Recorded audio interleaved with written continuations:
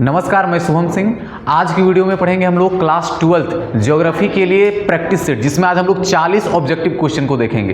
तो चलिए स्टार्ट करते हैं। तो पहला क्वेश्चन है कि निम्नलिखित में से कौन सी सामाजिक भूगोल का उप क्षेत्र नहीं है। मतलब सामाजिक भूगोल के अंतर्गत क्या नहीं आता है। तो सामाजिक भूगोल के अंतर्गत व्यवहारवादी भूगोल भी आता है, सांस्कृतिक भूगोल भी आता है और सैन्य भूगोल भी आता है। क्या नहीं आता है? जो चिकित्सा भूगोल नहीं आता है, ये दूसरे साइड चला जाएगा। आई बात समझ में? वो गलत है बालिका। इसका सही आंसर होगा चिकित्सा भूगोल। चिकित्सा भूगोल इसका अलग है ये, ठीक है, ये इसमें नहीं आएगा। अगला है, इनमें से कौन राजनीतिक भूगोल का उप क्षेत्र नहीं है। ध्यान दोगे, राजनीतिक भूगोल का उप क्षेत्र है तो राजनीतिक में क्या क्या आ जाएगा। तो राजनीतिक में हमारा चुनाव आता है। क्या आता है? चुनाव आता है, बस वही आएगा, बाकी ये सब नहीं आएगा। ठीक। अगला, इनमें से कौन आर्थिक भूगोल का उप क्षेत्र नहीं है। आर्थिक भूगोल मतलब पैसा कौड़ी वाला मामला। तो पैसा कौड़ी वाला मामला किसमें नहीं है? तो इसका सही आंसर होगा ऐतिहासिक भूगोल। ऐतिहासिक भूगोल जो है वह सामाजिक भूगोल का उदाहरण है। ठीक है, इसे कोई पैसा कौड़ी नहीं आता या आर्थिक भूगोल नहीं है, इसलिए इसका सही आंसर ऑप्शन नंबर घ हो जाएगा।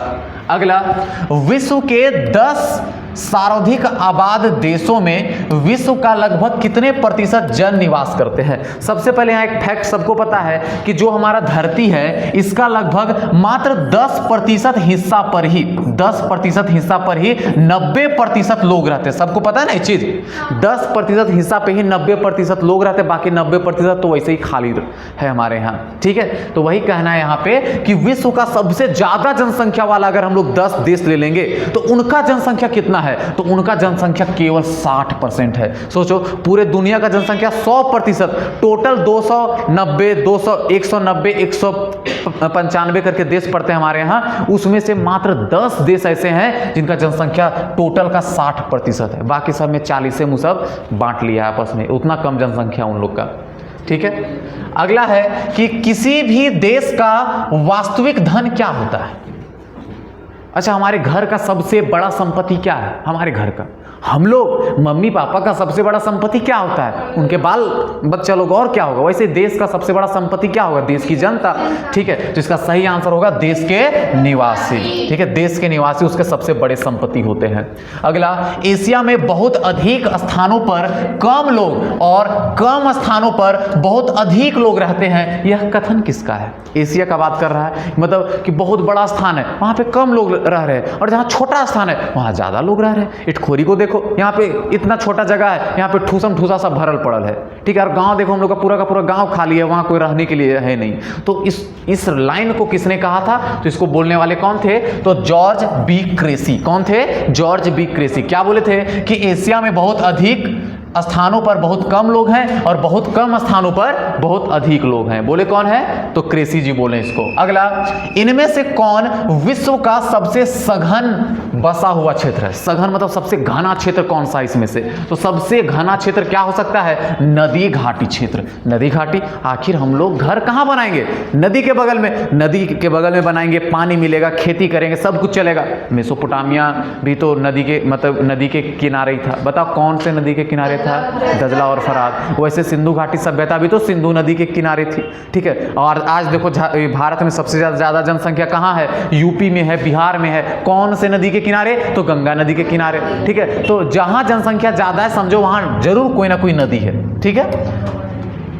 अगला, इनमें से कौन जीवन का सर्वाधिक महत्व कारक है, महत्वपूर्ण कारक है। तो सबसे ज्यादा इंसान को क्या इंपॉर्टेंट है जीवित रहने के लिए? तो सबसे ज्यादा इंपॉर्टेंट है जलवायु। अब पानी कहीं दूर से जाके भी ला लेगा, आई बात समझ में? ठीक है, लेकिन सबसे ज्यादा इंपॉर्टेंट है यहाँ पे जलवायु। किस जलवायु में वह रह रहा है। ठीक है। अगला, किस प्रकार की मिट्टी वाले प्रदेशों में अधिक लोग निवास करते हैं। तो जो ज्यादा उपजाऊ रहेगा, तो सबसे ज्यादा उपजाऊ मिट्टी कौन सा है यहाँ पे? दोमट मिट्टी। कौन है? दोमट मिट्टी। यहाँ पे धान की खेती बहुत ज्यादा की जाती है। ठीक है, दोमट मिट्टी। अगला, जनसांख्यिकीय संक्रमण सिद्धांत के किस अवस्था में जन्म दर और मृत्यु दर दोनों उच्च होता है?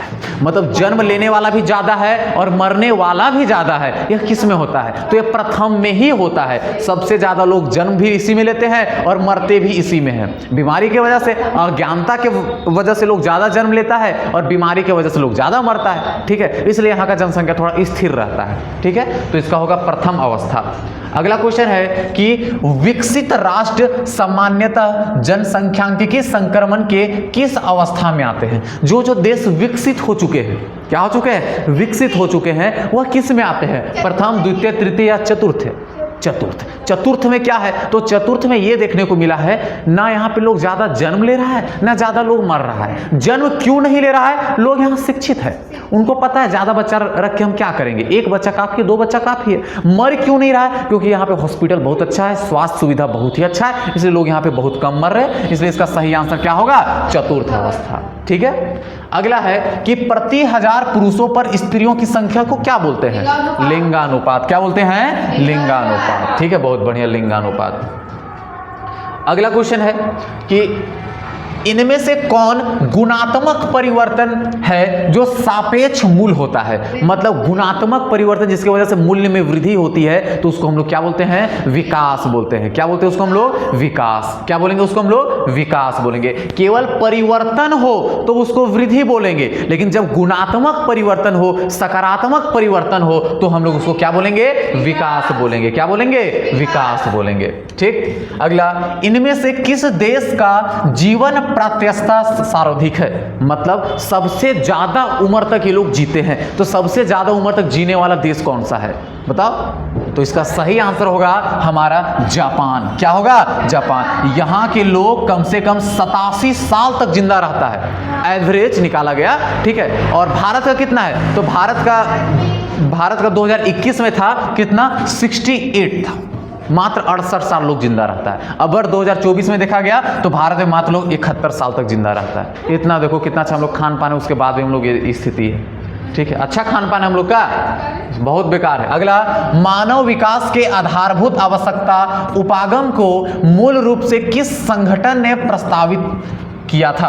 क्वेश्चन है कि मानव विकास का जो भी आधारभूत आवश्यकता है, तो मानव विकास कब करेगा? तो उसके लिए क्या क्या आधारभूत आवश्यकता होना चाहिए? तो सबसे पहले सशक्तिकरण होना चाहिए। ये सब जो चार चीज चार उपागम हम लोग देखे थे ना, तो ये चार उपागम कौन प्रस्तावित किया था? तो इसको प्रस्तावित करने वाला कौन था? तो यूनेस्को था। कौन था? यूनेस्को। कौन था? यूनेस्को। अगला देखो कि इनमें से किस देश का मानव विकास सूचकांक भारत से ऊंचा है? तो भारत से मानव विकास सूचकांक किसका अच्छा है? तो वो है किसका?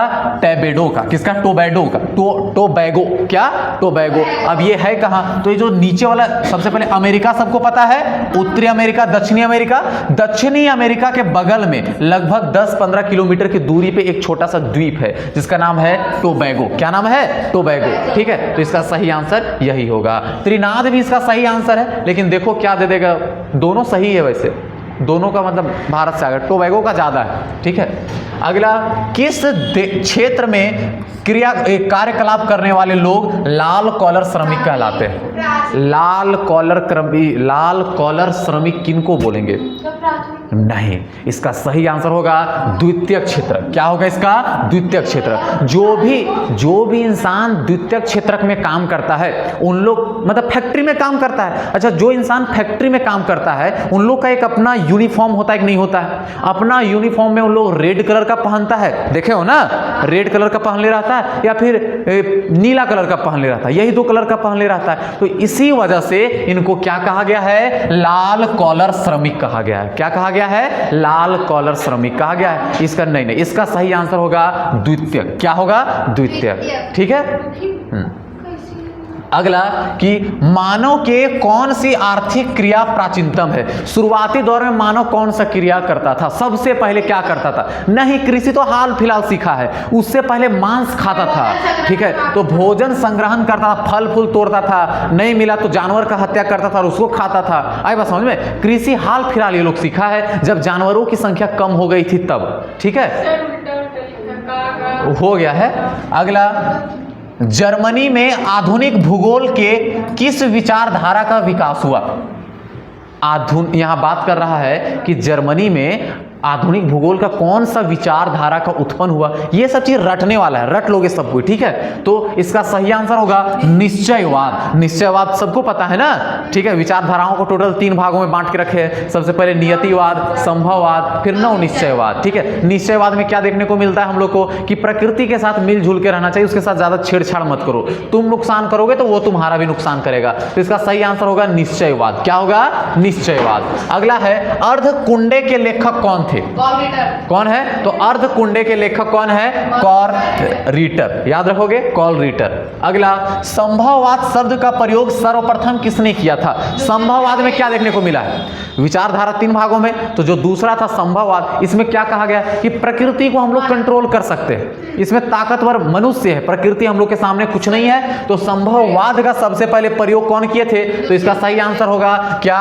फ्रेबे। कौन थे? फ्रेबे। फ्रेबे किए थे सबसे पहले इसका प्रयोग।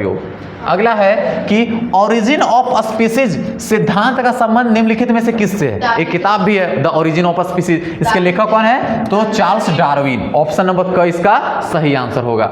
अगला है फ्रांसीसी भूगोल के जनक, जिन्हें संभववादी विचारधारा का चैंपियन भी कहा जाता है। एक आदमी है जिनको फ्रांसीसी भूगोल का जनक भी कहा जाता है और उनको संभववादी विचारधारा का चैंपियन भी कहा जाता है, ठीक है। किन्हें कहा जाता है? तो इसका सही आंसर क्या होगा? सही आंसर होगा ऑप्शन नंबर घ। क्या होगा? डी लाब्लास। डी लाब्लास को फ्रांसीसी भूगोल का जनक कहा जाता है और इनको संभववादी विचारधारा का चैंपियन भी कहा जाता है, ठीक है। याद रखोगे ये सब चीज। अगला, पर्यावरणीय निश्चयवादी विचारधारा की शुरुआत जर्मनी के किस विद्वान द्वारा किया गया था? ठीक है, यहां बात कर रहा है पर्यावरणीय निश्चयवाद, प्राचीन काल में जो लोग रहते थे उनका बात कर रहा है, मतलब यहाँ पे नियतिवाद का बात कर रहा है। तो नियतिवाद का शुरुआत जर्मनी में किसके द्वारा किया गया था? तो इसका सही आंसर क्या होगा? क्या होगा? क्या होगा? क्या होगा? Carl Ritter. क्या होगा? Carl Ritter. क्या होगा? कार्ल रीटर होगा। आई बात समझ में? अगला, जियोग्राफिया क्या लिखा हुआ है? नेचुरेलिस, ठीक है। जियोग्राफिया नेचुरेलिस के लेखक कौन है?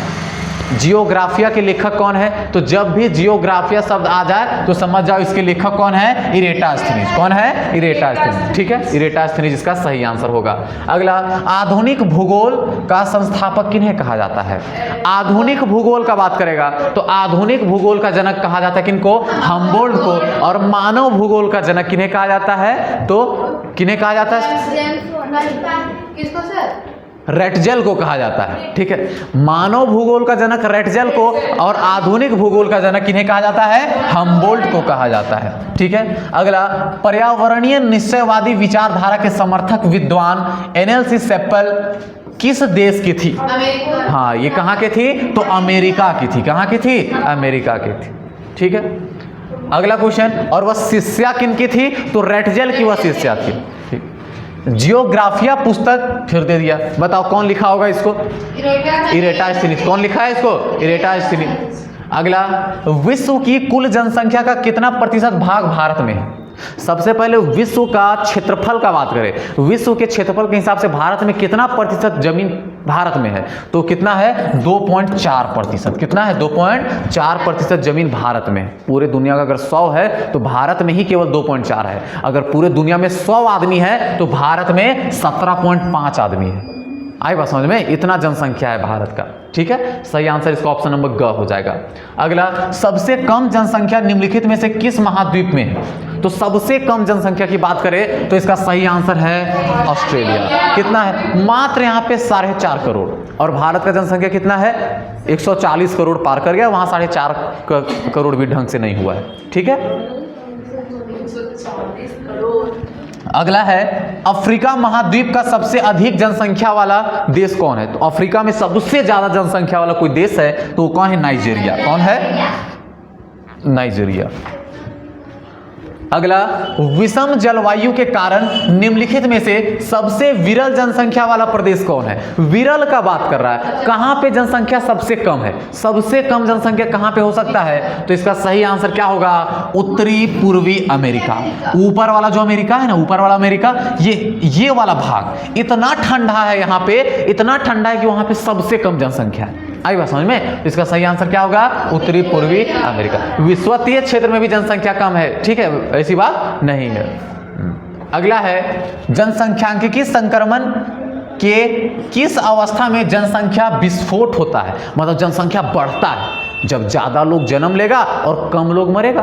तो ये किसका बात चल रहा है? दूसरा का बात चल रहा है। पहला में क्या होता है? पहला में देखते हैं कि जन्म लेने वाला भी ज्यादा है और मरने वाला भी ज्यादा है, इसलिए जनसंख्या बैलेंस है, ठीक है। दूसरा में जन्म लेने वाला ज्यादा है लेकिन स्वास्थ्य व्यवस्था ठीक हो गया तो मरने वाला कम है, तो जनसंख्या और बढ़ रहा है। तीसरा में शुरू में क्या होता है? जनसंख्या बढ़ता है फिर घटता है इससे। और चौथा में ना जन्म ले रहा है ज्यादा न मर रहा है ज्यादा, इसमें भी जनसंख्या स्थिर है। तो सबसे ज्यादा विस्फोट किसमें होता है? तो दूसरे में होता है। किसमें होता है? दूसरे में। अगला, निम्नलिखित में से कौन सी जलवायु सघन जनसंख्या के लिए उत्तरदायी है? मतलब जनसंख्या ज्यादा करना है तो उसके लिए कौन सा जलवायु इंपॉर्टेंट है? कौन सा इंपॉर्टेंट है? अगर जलवायु को ज्यादा मतलब क्या बोलते हैं, जनसंख्या को ज्यादा करना है तो कौन सा इंपॉर्टेंट है इसमें? तो सबसे ज्यादा इंपॉर्टेंट है इसमें अति उष्ण। अति उष्ण में, उष्ण मतलब गर्मी, बहुत ज्यादा गर्मी। इसका मतलब बहुत ज्यादा गर्मी जहां पे होगा वहां पानी भी बहुत ज्यादा गिरेगा, और जहां पानी बहुत ज्यादा गिरेगा वहां पेड़ पौधे भी बहुत ज्यादा उपजेंगे। आई बात समझ में? इसलिए इसका सही आंसर क्या होगा? अति उष्ण। जैसे कि भारत उष्ण कटिबंधीय वर्षावन है। आई बात समझ में? यहाँ पे पानी बहुत ज्यादा गिरता है, इसलिए यहाँ पे जनसंख्या ज्यादा है। अगला है, जनसंख्यांकिकी संक्रमण का प्रथम अवस्था की प्रमुख विशेषता की पहचान नीचे दिए गए विकल्पों में से कीजिए। तो पहला में क्या होता है? ज्यादा लोग जन्म भी लेता है और ज्यादा लोग मरता भी है। तो मतलब जन्म दर और मृत्यु दर दोनों क्या रहता है? उच्च रहता है, ठीक है। तो ये था इसका आंसर। 36 नंबर, जनसंख्यांकिकी संक्रमण सिद्धांत पहली बार किनके द्वारा प्रस्तुत किया गया था? तो इसका सही आंसर होगा थॉम्पसन द्वारा। किनके द्वारा? थॉम्पसन द्वारा प्रस्तुत सबसे पहले किया गया था, ठीक है। अगला, कुल क्षेत्रफल तथा कुल जनसंख्या के आधार पर हम लोग क्या ज्ञात कर सकते हैं? कुल जनसंख्या बटा कुल क्षेत्रफल, ये किसका फॉर्मूला है? तो ये जनसंख्या घनत्व का फॉर्मूला है कि 1 किलोमीटर में कितने लोग रहते हैं, तो वहां पे टोटल जनसंख्या और वहां का क्षेत्रफल भागा दे दो, पता चल जाएगा। तो इसका सही आंसर होगा घनत्व। क्या होगा? घनत्व, ठीक है। अगला, आयु लिंग पिरामिड जनसंख्या के किस विशेषता को प्रदर्शित करता है? आयु लिंग जो पिरामिड ऐसे करके जो था, ऐसे करके बीच वाला, ठीक है। बाएं साइड क्या रखा गया? बताओ, बाएं साइड किनको रखा गया है? बाएं साइड की अगर हम लोग बात करें, ऐसे देखा जाता है बाएं, तो बाएं साइड इधर रखा गया पुरुषों को। किनको रखा गया है? पुरुषों को। और दाएं साइड रखा गया है महिलाओं को। तो यहां बोल रहा है कि आयु लिंग पिरामिड में जनसंख्या की विशेषता के मतलब ये क्या क्या विशेषता बताता है? तो ये बताता है आयु संरचना, मतलब कि कितने उम्र के बच्चे लोग कितना ज्यादा है, 60 उम्र के कितने लोग हैं, 70 उम्र के कितने लोग हैं, 40 उम्र के कितने लोग हैं, और साथ में ये भी बताता है कि इसमें लड़का कितना और लड़की कितना है, ठीक है। तो इसका सही आंसर क्या होगा? घ, दोनों इसका सही आंसर होगा। अगला, जनसंख्या पिरामिड के बाएं भाग की चौड़ाई दाईं भाग से अधिक हो रही है, यह क्या प्रदर्शित करता है? फिर से मान लो इधर पुरुष है, इधर महिला है, अब बोल रहा है इधर वाला भाग ज्यादा चौड़ा हो रहा है। क्या हो रहा है? ज्यादा चौड़ा हो रहा है। तो ये क्या प्रदर्शित करता है? तो ये प्रदर्शित क्या करता है कि पुरुषों की संख्या में वृद्धि हो रही है। क्या हो रही है? पुरुषों की संख्या में वृद्धि हो रही है। ये तो सही आंसर है, लेकिन इससे भी बड़ा सही आंसर पड़ता है क्या? कि विस्तारित जनसंख्या की जनसंख्या अब बढ़ने वाला है। जनसंख्या क्या होने वाला है? बढ़ने वाला। इतना ध्यान दो, पुरुषों का संख्या ज़्यादा होगा तो जनसंख्या बढ़ेगा, ठीक है। अब कैसे बोलोगे कि अब यहाँ पे जनसंख्या बढ़ाना है तो लड़का भी उतना ही जिम्मेवार है जितना लड़की है, लेकिन ऐसा माना जाता है कि पुरुषों का संख्या बहुत ज़्यादा इंपॉर्टेंट है यहाँ पे, ठीक है। अगला देखो, जन्म दर और मृत्यु दर दोनों का समान होना क्या कहलाएगा? जितना लोग जन्म लेगा उतना लोग मरेगा भी, तो क्या कहलाएगा? स्थिर है। तो इसको क्या बोलेंगे? ऑप्शन नंबर स्थिर जनसंख्या। हाँ, ठीक। स्थिर हम गलत टिप देते ना, घट, सही आंसर इसका। तो 40 क्वेश्चन हो गया खत्म। अब बताओ, इससे पहले भारी लग रहा था कि नहीं लग रहा था? अब कुछ हद तक इजी लगा? अब बताओ, ऐसे ऐसे रोज अगर हम लोग 10 सेट प्रैक्टिस कर लेंगे तो कहानी खत्म हो जाएगा फिर भूगोल का। ठीक है, चलो बहुत बढ़िया।